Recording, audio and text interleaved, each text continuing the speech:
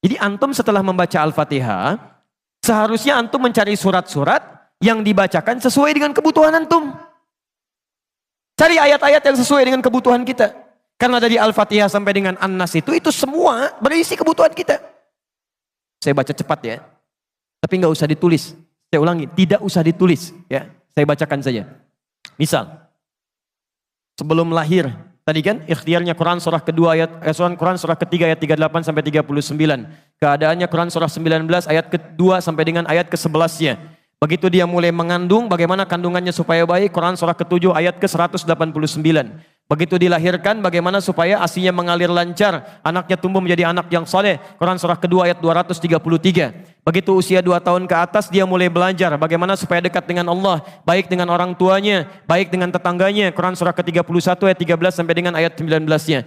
Kemudian dia mulai belajar supaya cepat menangkap pelajarannya, Quran surah 9 ayat 122.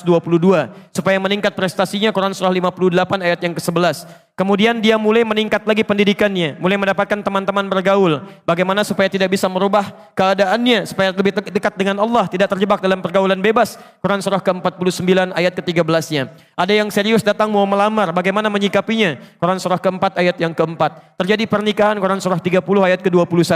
Setelah menikah, bagaimana membagi tugasnya supaya tidak gelisah dalam pembagian tugas, tidak saling menyingkirkan satu dengan yang lainnya, Quran surah ke-4 ayat 34. Setelah dia menikah, suami mulai mencari nafkah. Bagaimana cara bekerjanya? Yang standar ada di Quran surah kedua ayat 168. Kalau mendapatkan ingin yang lebih mudah lagi, Quran surah kedua ayat 172. Kalau belum berangkat, rizkinya sudah menunggu dia, Quran surah 7 ayat ke-96-nya. Kemudian dalam bekerja ini tidak mudah. Istri harus merawat anaknya, merawat rumah tangga. Kadang-kadang anaknya sulit diatur, mengatakan pada perintah ibunya, mengatasinya Quran surah ke-17 ayat ke-23. Itu dua-duanya sama-sama capek. Jangan dikira yang pergi ke kantor saja. Ibu pun merawat anak juga kadang-kadang ada rasa lelah. Bagaimana mengatasinya? Kalau lelah-lelah sedikit, itu ada di Quran surah ke-26 ayat ke-80. Kalau sudah mulai menjadi penyakit, bahkan kata dokter nggak ada obatnya, bagi Allah nggak ada yang mustahil. Quran surah ke-21 ayat 83 sampai dengan 84. Kadang-kadang Anda yang bekerja, ada orang yang tidak suka dengan Anda. Ada yang usil, ingin menyingkirkan Anda, menyungkurkan Anda. Ada perlindungan dari Allah di Quran surah ke-17 ayat 79 sampai dengan 81. Kalau ada yang membuat diri Anda tersesat sampai mengatakan, ya Allah kenapa dia begini, ya Allah apa enggak ada solusinya? Selalu ada. Amalkan di Quran surah ke-21 ayat 87 sampai dengan ayat ke-88-nya. Sampai Anda beraktivitas lagi, mendapatkan kesenangan hidup, harta mulai melimpah, Masya Allah, rumah semakin luas, syukuri itu semua dengan mengamalkan tuntunan di Quran surah ke-14 ayat yang ke-7-nya. Tapi ketika datang ujian, tingkat ujian bisa macam-macam. Ada yang ringan, yang menengah, kemudian yang kuat, pelajari itu supaya siap menghadapinya. Di Quran surah kedua ayat 214. Solusinya di Quran surah ketiga ayat 142. Cara sabarnya di Quran surah kedua ayat 155 sampai 157. Sampai Anda terus berkembang, usia 40 tahun, orang tua masih ada, ingin berbakti pada orang tua, ada di Quran surah ke-46 ayat yang ke-15-nya. Sampai kemudian Anda semakin sepuh, mengatakan, ya Allah, apakah saya akan hidup untuk selamanya? Tidak. Satu saat kamu akan meninggal. Bagaimana cara meninggalnya ya Allah? Kamu akan kedatangan maut di Quran surah ketiga ayat 185. Maut itu datang lewat malaikat yang diutus. Quran surah 32 ayat yang ke-11. Bagaimana cara diambilnya ya Allah? Kalau kamu ingin tenang diambilnya, kerjakan amal soleh, maka kamu akan dipanggil dengan kalimat yang menenangkan. Ya ayyatuhan nafsul mutmainnah. Quran surah 89 ayat 27 sampai dengan ayat 30. Tapi kalau kamu banyak amal salah, tidak ada amal soleh, maka panggilannya akan sedikit menegangkan. Quran surah ke-8 ayat ke-50 sambil dipukulin malaikat. Ya Allah, saya telah mengalami malam pertama di alam dunia. Bagaimana malam pertama di alam kubur? Apakah menyenangkan atau ada persoalan?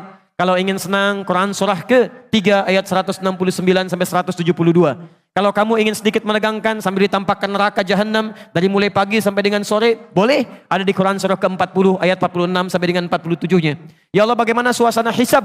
Apakah menyenangkan atau tidak? Kalau kamu ingin masuk surga tanpa hisab, langsung masuk mendapatkan berita gembira surga, ada amalannya di Quran surah kedua ayat 25. Tapi kalau kamu misalnya banyak amal salahnya, mengabaikan perintah Allah, bahkan kamu bisa masuk neraka tanpa hisab. Ada di Quran surah ke-18 ayat 100 sampai dengan 101-nya. Ya Allah, bagaimana suasana surga nanti ya Allah? Ayo kerjakan amal soleh. Ada surga bersama Rasulullah tingkat yang paling tinggi. Amalan di Quran surah ketiga ayat 31. Quran surah 59 ayat yang ke-7. Quran surah 33 ayat 21. Ada surga yang di taman surga yang memberikan langsung Allah, bisa melihat Allah tanpa hijab. Quran surah 75 ayat 22 sampai dengan ayat 23. Ada amalannya di Quran surah ke-51 ayat 15 sampai dengan ayat 23. Ada ada surga seluas langit dan bumi. Kemanapun kamu beraktivitas tidak akan pernah menemukan ujungnya. Quran surah ketiga ayat 133 sampai dengan 134. Ada semua. Ada semua. Di Anda punya masalah apapun, ayatnya ada di Quran.